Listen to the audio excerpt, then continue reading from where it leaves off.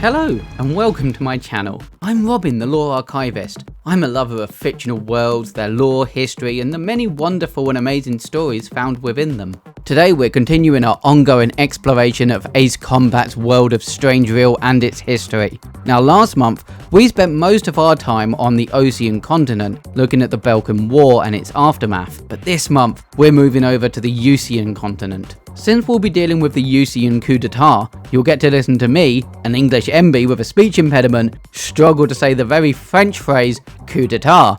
So you know, that's a treat. Besides that, we get to see the first hints at Ace Combat's ongoing theme of AI, which continues into Ace Combat 7 and perhaps even Ace Combat 8. Then we get to witness probably the single most impactful event in the history of Strangereal, both literally and metaphorically, as we explore the Ulysses 1994 XF04 asteroid impact and the aftermath of this devastating event. It's all very fascinating stuff that I hope you're excited for, but before we continue, I just want to pause and say how thankful I am for all of the growth that I've had on this channel. I'm so motivated to make this channel into something right now, and if you want to see the future of this channel and just see more of these lore and fictional history video essays, then please consider subscribing. And thank you again. So then, without any further ado, let us ado further.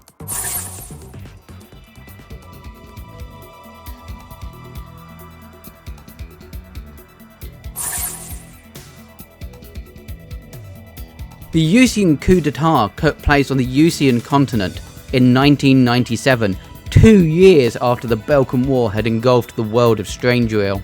The Scully Islands insurrection were a sign of rising tensions within the Usean continent. Two massive global superpowers, the Usean Federation and the Union of Ukobania Republics, flanked the Usean countries to both the east and the west. To counter this, various countries across the Usean continent formed the Usean Allied Forces. Now this is not to be confused with the Allied Forces that we looked at last month during the Balkan War. To avoid confusion, I'll refer to the Usean Allied Forces as the UAF from this point forward. As the UAF continued to grow, several southern countries contacted Usean and formed an alliance with them instead of the UAF. This only led to further tensions as protests and riots began to erupt across the continent. On the 30th of May 1997, the day that the southern countries were supposed to sign their pact with Usean, a massive coup d'etat took place across the entire continent simultaneously. The UAF was thrown into chaos as they lost approximately half of their military force within a single day. The rebels used this confusion to their advantage and seized control of all major political and military positions within the Usean continent. The UAF were forced into a retreat, contacting the Scarface Squadron as part of Operations Fighter's Honor. The Federation of Central Usean were familiar with the Scarface Squadron from the Scully Islands insurrection, which Scarface had quelled 2 years prior. Scarface and their ace pilot Phoenix were called back into action, this time to help liberate the entire continent of Usean. On March 20th, 1998, the rebels dispatched a large bomber force, which was intended to destroy the last remaining UAF base on the Twinkle Islands. Phoenix destroyed the entire bomber force and thus saved the base, which allowed the UAF to begin planning their liberation of Usean.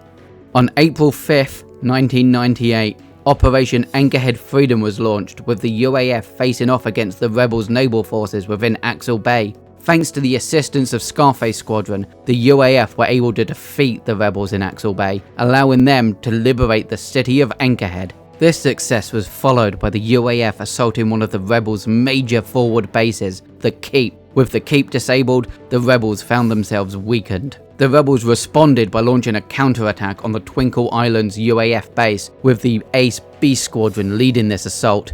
After a difficult aerial dogfight, Scarface Squadron were able to best the B Squadron. This pushed the rebels into a full-on retreat. In order to slow down the UAF and Scarface Squadron, the rebels launched experimental electronic warfare aircraft. capable of jamming the equipment of UAF forces. Scarface Squadron shot down these EWA planes, but found themselves confronted by a strange red fighter. It's here that we're introduced to the Zone of the Endless, or Z.O.E. This strange AI is marked on IRF targeting software as one of the rebels, but they seem as confused by its appearance as the UAF is. Phoenix is able to defeat the first of these Z.O.E fighters, but they continue to attack the Ace pilot during future missions, vastly improving their capabilities with each battle. The rebels continue to suffer loss after loss thanks to the Scarface Squadron, until they are on the brink of defeat. Eventually, the UAF is able to assault St. Ark, the capital city and central headquarters of the rebel leadership. As I mentioned last month, an animal is most dangerous when cornered, and this is as true with humans as it is with any other animal. The cornered rebels launched a nuclear missile at the now liberated city of St. Ark. Phoenix managed to chase down this missile, shooting it out of the air with mere moments left before disaster. Phoenix is recognized as a national hero within the FCU for saving the city of St. Ark, and the rebels are defeated, with their leadership hiding out at Fortress Intolerance. In a truly desperate act, the rebels' remaining leadership plan to launch an ICBM at Ucabania in order to start an international war, allowing them to escape without punishment. Scarface's Phoenix is once again dispatched and manages to single-handedly destroy the entire fortress, including the ICBM. The rebellion is defeated and the coup d'etat is ended, with the Scarface Squadron being hailed as heroes across the nation. The only thing that is never truly understood about the conflict is the nature, origin, or really intention of those strange red fighters that engage with Phoenix during several of his missions. The Z.O.E aircraft and AI remain a mystery, at least for now. The world would be thrown into further turmoil just 2 years later as the Ulysses asteroid would impact with Strangereal. During 1994, Professor Jonathan Payek discovered that an asteroid had broken apart and the fragments were headed towards the world of Strangereal. This asteroid was called the Ulysses 1994 XF04, or Ulysses for short. As Ulysses neared Strangereal, plans were made to best defend the Usean and Aenean continents, which were the estimated points of impact. These plans included the creation of Stonehenge, a massive set of anti-air defense railguns designed to shoot the asteroid fragments out of the air as they entered the planet's orbit. This massive project was located within the UAF territory. Ulysses was officially announced to the public during 1996, which led to mass panic, as well as mass migrations beginning across the continent, as well as the construction of large shelters. The country of Slovakia within the Aenean continent attempted to create a defensive railgun similar to that of Stonehenge called Chandelier, but this failed to be completed on time. Then, during July 1999, the Ulysses fragments made impact with Strangereal. Stonehenge did what it could, but even with the full might of all of Stonehenge's railguns, the damage was massive. Several cities, including but not limited to Farbonte, St. Ark and the Scully Islands, were utterly destroyed by the impacts. Over the initial 2-week impact window, an estimated 500,000 people were killed. A minimum of 1 million further people were displaced as refugees, forced to seek the aid and assistance of other countries. This aid was hard to find as the entire planet had been shaken by the event. Within the Usean continent, Eurasia closed its borders to all refugees, focusing instead on helping those already within its borders. This led to the creation of makeshift shantytowns along the Eurasian border. These shantytowns, as well as the mass amount of refugees, led to political tension between the FCU and Eurasia. Meanwhile, within the Aenean continent, Slovakia was suffering widespread destruction to its infrastructure, population and economy. The political tension from these issues led to years of infighting between various political factions, and over the next decade these small-scale conflicts would begin to boil over into something altogether more violent and large-scale, but we'll cover that in a later episode. Altogether, the Ulysses impact may be one of the most important events in the entire history of Strangereal. It altered the landscape, not just literally, with hundreds of craters littering the Usean and Aenean continents, but also economically, politically and so on. Every aspect of life on Strangereal had been fundamentally changed in some way thanks to the Ulysses asteroid. On the Usean continent, 4 years after the first impact of the asteroid, Stonehenge, a defensive platform, would lead to one of the largest scale conflicts on the planet.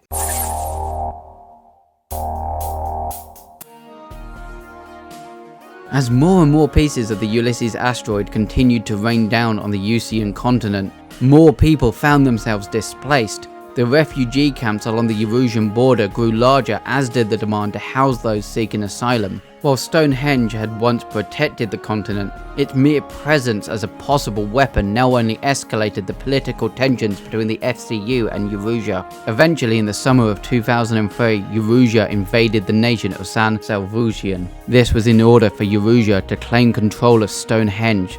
Thus began the Continental War.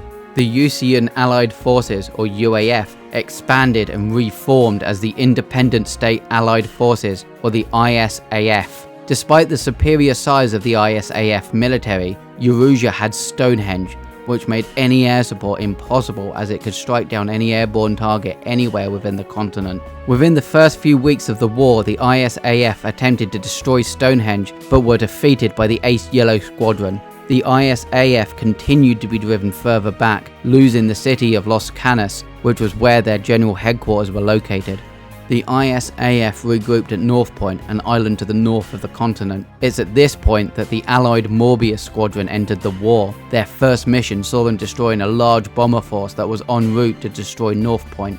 After this successful mission, Morbius continued to destroy the Wrigley Air Base, preventing any further bombing attempts on North Point. This gave the ISAF a chance to catch their breath and prepare plans to liberate the Usean continent. Only 5 days later, the ISAF would make their first proper offensive move by destroying the Mount Shizna radar facilities, blinding Eurasia to ISAF troop movements. But before the ISAF could deploy any troops on the mainland, Eurasia made plans to deploy their invincible Agna naval fleet.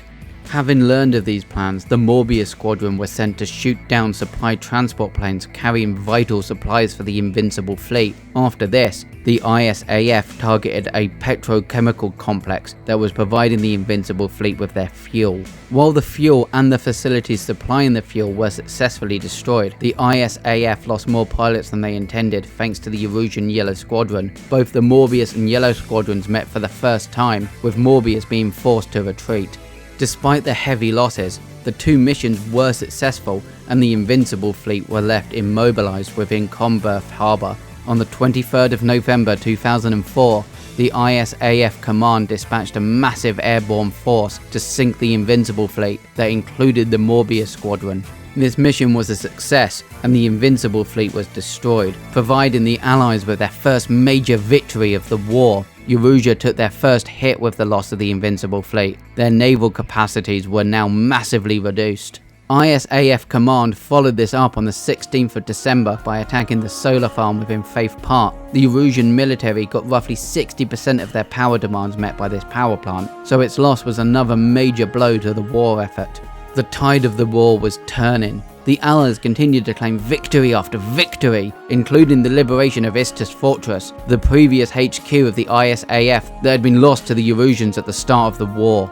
These victories were not without losses though. Stonehenge continued to down dozens of pilots at a time during each major conflict. Only the Morbius Squadron were able to reliably survive missions over the mainland. It became obvious that for the ISAF to win this war, Stonehenge would have to be destroyed. Thankfully, a group of scientists and engineers responsible for the design and creation of Stonehenge had recently defected to the ISAF. With the information of these scientists, an offensive against Stonehenge was planned. On April 2, 2005, Operation Stonecrusher took place. The ISAF threw all the air force they had at Stonehenge. Morbius 1, the ace pilot of the Morbius Squadron, managed to destroy each of the guns, bringing the massive railgun array offline. The Morbius and Yellow Squadrons also had their second confrontation during the battle for Stonehenge. This time Morbius came out on top, with Morbius 1 shooting down Yellow 4, the second in command of the Yellow Squadron. Eurasia was officially on the retreat now, with them losing more and more territory to the Allies. The end of the war was within sight, and by July 2005 Eurasia had been pushed back into its own borders. On the 19th of September 2005, Operation Autumn Thunder was carried out, and the Allies laid siege to the Eurasian capital of Farbonte. The war was all but won. The majority of the Usean military stood down and surrendered to the Allies as the ISAF took Farbanti. It was above the skies of Farbanti that Morbius and Yellow Squadrons would have their final showdown. Morbius 1 and Yellow 13 faced each other for the last time, with Morbius 1 defeating Yellow 13, who was killed as his fighter jet exploded. Yellow 13 would be symbolically buried in a small grave by the boy he accidentally orphaned at the start of the war. Meanwhile, Morbius 1 would go on to defeat the last of the Usean officers that refused to stand down at the Megalith. Megalith was a secret project built by the Useans during the war. It used missiles to deflect fragments of Ulysses at the Usean continent, weaponizing the fragments of Ulysses still in orbit around the planet. Morbius 1 was able to fly their jet through the inside of the missile silo, shooting down the ICBMs from within the structure, avoiding further loss of life and putting an official end to the Continental War. The Continental War that erupted between the ISAF and Eurasia was the single largest war since the Balkan War, and maybe the largest war since.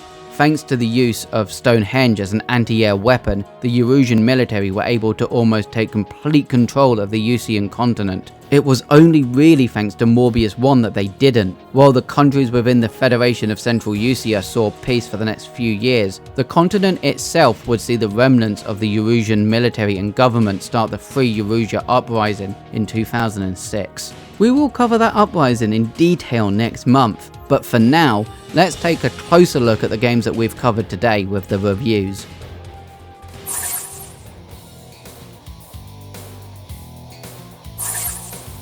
Ace Combat 2 would follow Air Combat, officially changing the name of the series from Air Combat to Ace Combat. And right away, from the very first mission, you can tell how much of an improvement this game is from its predecessor. Ace Combat 2, while still a little rough around the edges, is basically the core formula that the series would use as a foundation going forward. That's what really strikes me about going from Air Combat to Ace Combat 2. How quickly the series found its groove and then just settled into it, perfecting things a little more with each game. Despite having released in 1997, playing Ace Combat 2 doesn't feel all that dissimilar to playing Ace Combat 7. A few of the newer features from the more modern games are missing, but the core design is all here. That being said, I do have to admit to missing some things like the high G turns, special weapons, and even the replays.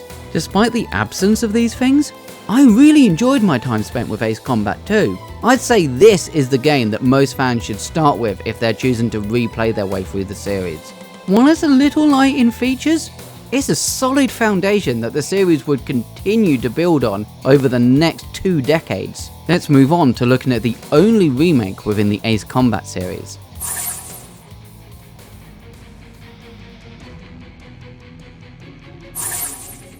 Ace Combat Assault Horizon Legacy is a remake of Ace Combat 2, and similar to that game, it tells the story of the Usean coup d'etat, but notably it does so in a more cinematic way. Unlike the original Ace Combat 2, Assault Horizon Legacy will pause the action to show you a short cutscene to introduce new squadrons or other important moments. This feels much more in line with the newer games in the series, and it's one of the things I think this remake improves over the original. The voice acting is mostly improved as well. It's cheesy as hell and the characters all feel a little bit cartoony, but you can't deny that the characters feel all the more memorable because of it. The only odd thing about the voice acting is that your CO will call Usean U-S-E-A, which feels really odd.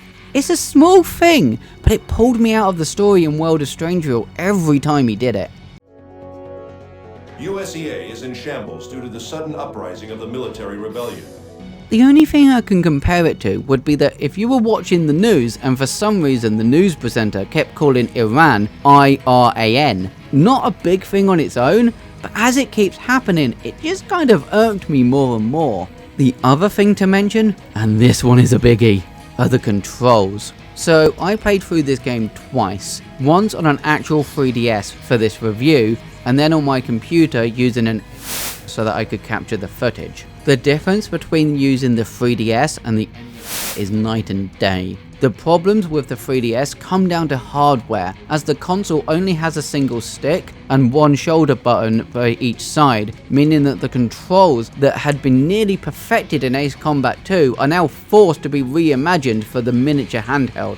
It's awful trying to use the directional buttons for yaw. It just made the basic action of flying uncomfortable and difficult. Meanwhile I just remapped the left and right directional buttons to the left and right bumpers on my Xbox controller, and it felt like playing any other Ace Combat game.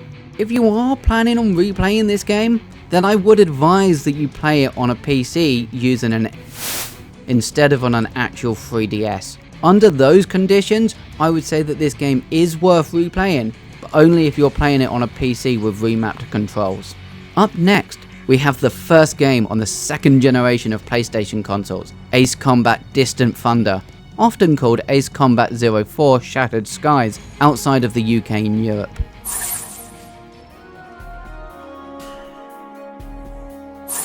Ace Combat 4 continues to perfect the foundation that was laid down by Ace Combat 2, and boy oh boy does it improve things. The controls are tighter, they're not yet perfect, but they're closer than they were before. The game feels more rounded out with special weaponry now available to use. It finally feels like we're able to prep for the type of mission we're partaking in. We can choose between air-to-air missiles or air-to-ground bombs, for example. Even better, with the introduction of the return line to larger scale missions, we're able to switch out our special weaponry mid-mission, which is very useful. I found this was a game changer during the second from last mission, when you go from aiding the ground units to having to engage with the Yellow Squadron in a tense boss battle. The last thing I want to talk about is the story, because just wow! Ace Combat the Balkan War, or Ace Combat Squadron Leader, Ace Combat 5, may be my favourites overall, but Ace Combat 4 has the best story in the series, hands down, by like a country mile. We start by following the perspective of a child, whose parents are killed when a plane downed by Yellow 13 crashes into his house. He only survives as he happened to be walking to school when it happened. Shortly after this, the kid's town San Sebastian is occupied by the Useans. The kid begins to look for Yellow 13 so that he can confront him for the death of his parents. But then he finds and meets Yellow 13 and discovers that the ace pilot is a pretty decent man. He's not this war-hungry monster, he's not a comic book villain. He's kind to the boy and all the other residents of San Sebastian. We begin to learn more about Yellow 13 and his relationship with his squadron and our orphaned boy. By the time of the player's final showdown with Yellow 13, I found myself barely wanting to shoot him down. I knew he was a good man. I knew that he was the last father figure that this poor boy had. I knew that if I killed him, then I would be taking those things away. Just like that. Ace Combat made me not want to defeat my enemy, because I sympathized with them. Because of this astounding story, the Useans don't just feel like evil villains. They just feel like people. You could argue they're in the wrong for invading the FCU nations, and I would agree. But that doesn't stop the soldiers, the pilots, the engineers and the military from just being people, and the game understands that. As French philosopher Jean-Paul Sartre said, when the rich wage war, it's the poor who die. Now we're not fighting the politicians who made the decision to start this war, or the officers who perpetuate it. We're fighting the normal people who were conscripted into the military, and Ace Combat 4 understands that. To pull forth another quote, this time from a YouTube comment I found while watching Ace Combat content for fun. War is bad, but planes are rad. And Ace Combat 4 understands this, and it's one of the best games on the PS2 because of it. It's a real shame that among the sea of remakes and remasters over the last few years, we've not gotten a remake of Ace Combat 4. It deserves one more than most other games in my opinion. If you get the chance to play this game, then take it. The gameplay is amazing, but the story is something else.